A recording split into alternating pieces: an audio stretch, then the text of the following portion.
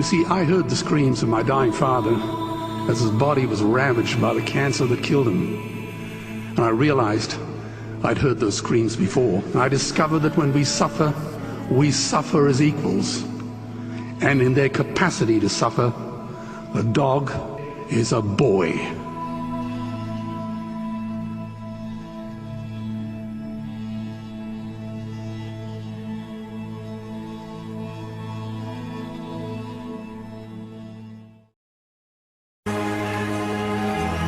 They look back on this moment and they'll say, there were some people at a time who said, it's not okay.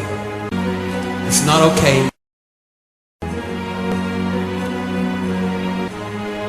So we're looking for 1 million Americans. Not looking for your money, looking for your voice.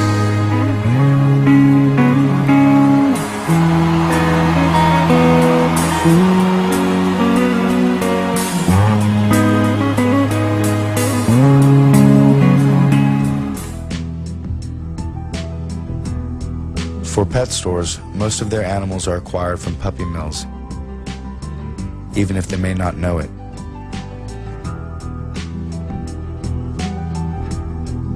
Puppy mills are low-budget commercial enterprises that breed dogs for sale to pet shops and other buyers.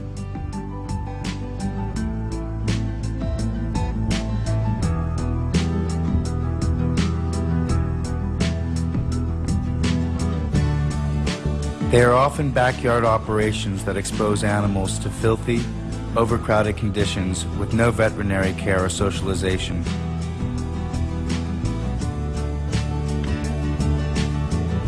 Dogs from puppy mills often exhibit physical and psychological problems as they grow up.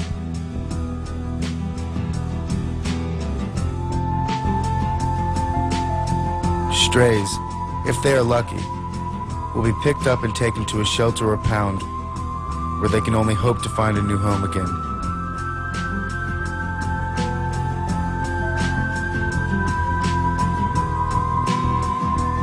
An estimated 25 million animals become homeless every year. And as many as 27% of purebred dogs are among the homeless.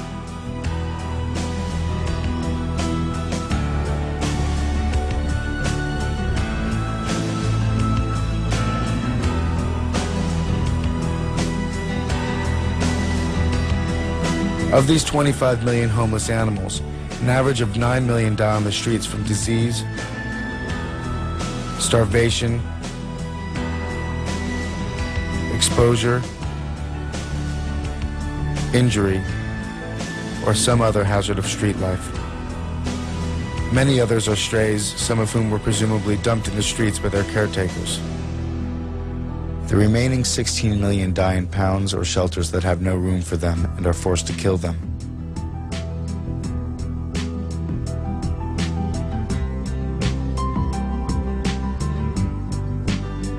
Sadly, on top of all this, almost 50% of the animals brought to shelters are turned in by their caretakers.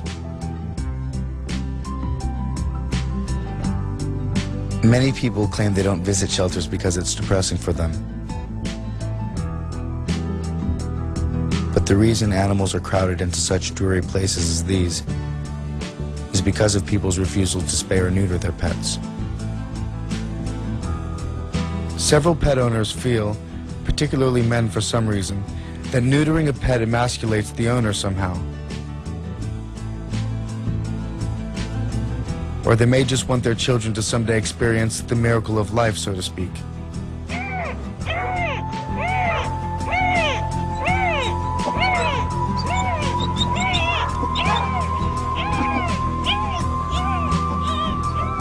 In either case, pet owners like these unknowingly take part in the euthanasia of over 60,000 animals per day. Euthanasia, generally defined as the act of killing painlessly for reasons of mercy, is usually administered by an injection in the leg for dogs and sometimes in the stomach for cats.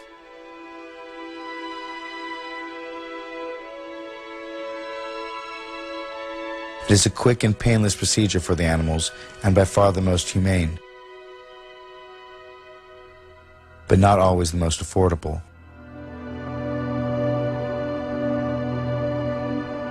Due to the increase of euthanasia in shelters and the growing, constant demand for drugs like Euthasol, some shelters with budget constraints are forced to use gas chambers instead.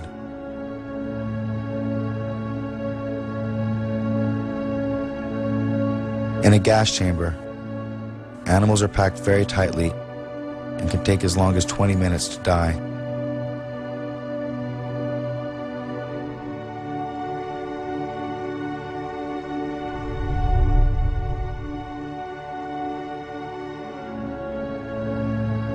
It is by far less merciful, more traumatic and painful, but the procedure is less expensive.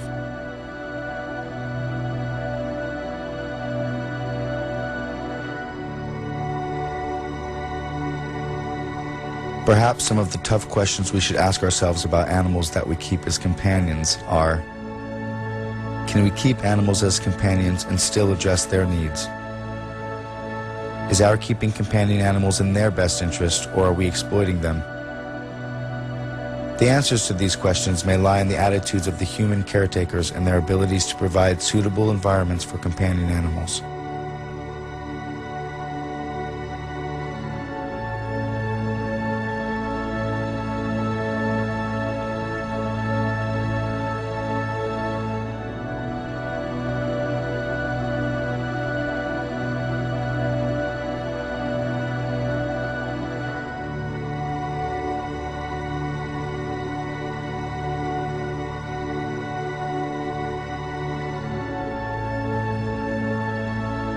Most human beings are speciesists.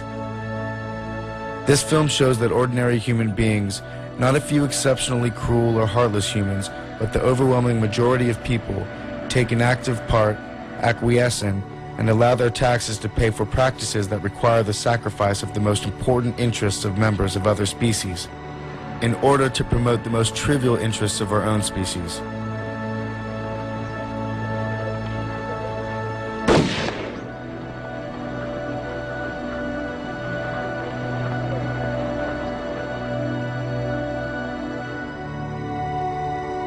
The hope for the animals of tomorrow is to be found in a human culture which learns to feel beyond itself.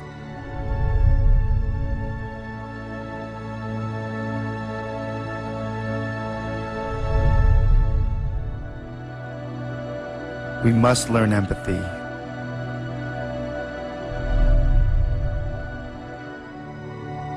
We must learn to see into the eyes of an animal and feel that their life has value because they are alive.